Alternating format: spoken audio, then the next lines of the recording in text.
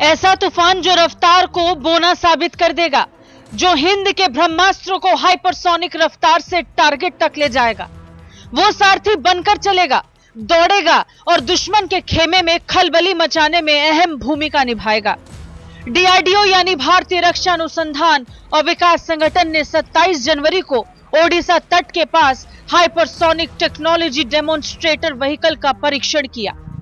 Hypersonic technology demonstrator vehicle को launch कर भारत ने दुनिया को दिखा दिया कि ऐसी कोई रफ्तार नहीं जहां उसकी पहुंच नहीं। हाइपरसोनिक व्हीकल का ट्रायल एक ऐसी कामयाबी है जो हिंदुस्तान की ताकत में कई गुना इजाफा करेगी। हाइपरसोनिक टेक्नोलॉजी डेमोन्स्ट्रेटर व्हीकल 6000 से 12000 किलोमीटर प्रति घंटा की रफ्तार से उड़ सकता है। यह 20 सेकंड में मैक 6 की रफ्तार और 32.5 किलोमीटर ऊंचाई तक जाने में सक्षम है। HSTDV के परीक्षण के बाद भारत के रक्षा क्षेत्र को और अधिक मजबूती मिलेगी, क्योंकि इसके साथ ही भारत अब उन चुनिंदा देशों के क्लब में शामिल हो गया है जो हाइपरसोनिक मिसाइल बनाने में सक्षम है। लेकिन सवाल यह उठता है कि हाइपरसोनिक मिसाइल या विमान की जरूरत क्यों पड़ रही है? इसकी वजह है अमेरिका। पिछले कुछ सालों से लगातार हाइपरसोनिक मिसाइल और विमान बनाने में जुटा हुआ है। हालांकि रूस अमेरिका से हाइपरसोनिक मामले में आगे निकल चुका है। रूस के पास जिरकॉन जैसी हाइपरसोनिक मिसाइल है। वह एवनगार्ड पर काम कर रहा है, जिसे दुनिया का सबसे खतरनाक हाइपरसोनिक मिसाइल बताया जाता है। रूस का दावा है कि उसकी एवनगार्ड मिसाइल 20 मैक रफ्तार को हासिल करने में सक्षम होगी, यानी प्रलय का सबसे बड़ा हथियार। दूसरी ओर भारत के पड़ोसी देश चीन के पास भी इस तरह के हथियार के होने की खबर है। ऐसे में रणनीतिक स्तर पर संतुलन बनाए रखने के लिए हाइपरसोनिक हथियार बनाने की जरूरत पैदा हुई, जिसमें भारत काफी आगे निकल चुका है। बता दें, भारत कई साल पहले से हाइपरसोनिक व्हीकल के निर्माण की कोशिशों में लगा था। भारत अपने hypersonic technology demonstrator vehicle programme के हिस्से के रूप में एक स्वदेशी दोहरी सक्षम हाइपरसोनिक क्रूज मिसाइल भी विकसित कर रहा है।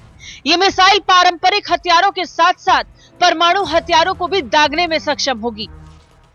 HSDTV प्रोग्राम को हाइपरसोनिक मिसाइल के निर्माण के लिए डीआरडीओ पिछले 2 दशक से आगे बढ़ रहा है।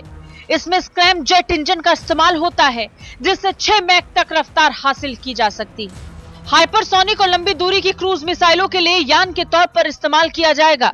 स्क्रैम जेट से फायदा यह होगा कि इसका इस्तेमाल कम लागत में उपग्रहों के प्रक्षेपण के लिए भी किया जा सकेगा। सितंबर 2020 में डीआरडीओ यानी रक्षा अनुसंधान विकास संगठन ने मानव रहित स्क्रैम जैकेट का हाइपरसोनिक स्पीड फ्लाइट का सफल परीक्षण किया। इसे HSTDV यानी हाइपरसोनिक टेक्नोलॉजी डेमोन्स्ट्रेटर व्हीकल का नाम दिया गया था। बताया जाता है कि भारत के HSTDV का टेस्ट 20 सेकंड से भी कम समय का था, लेकिन उसकी रफ्तार करीब 7500 किलोमीटर प्रति घंटे आके गई, जिसे भविष्य में बढ़ाया या घटाया भी जा सकता है।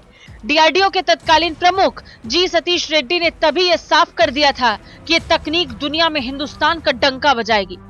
खैर, HSTDV का कामयाब ट्रायल करके हिंदुस्तान ने दुनिया को दिखा दिया कि वो दिन दूर नहीं जब भारत भी हाइपरसोनिक मिसाइल सिस्टम के निर्माण में सक्षम होगा। और मिसाइल ही नहीं, हाइपरसोनिक तकनीक की बेमिसाल रफ्तार तो हवाई सफर को भी नया आयाम देगी। यानी भारत ऐसे यात्री विमान बनाने में भी कामयाब हो सकता है, जिससे हजारों किलोमीटर की यात्रा बेहद आसान हो जाएगी। साथ ही साथ इसके जरिए भारत के अंतरिक्ष मिशन को भी नई उड़ान मिल सकती है, क्योंकि हाइपरसोनिक व्हीकल एक मिसाइल, विमान या अंतरिक्ष यान की तरह हो सकता है, जो इतनी तेज रफ्तार से उड़ान भर सकता है कि पलक झपकते मुकाम तक पहुंच जाए। ब्यूरो रिपोर्ट, भारत तक।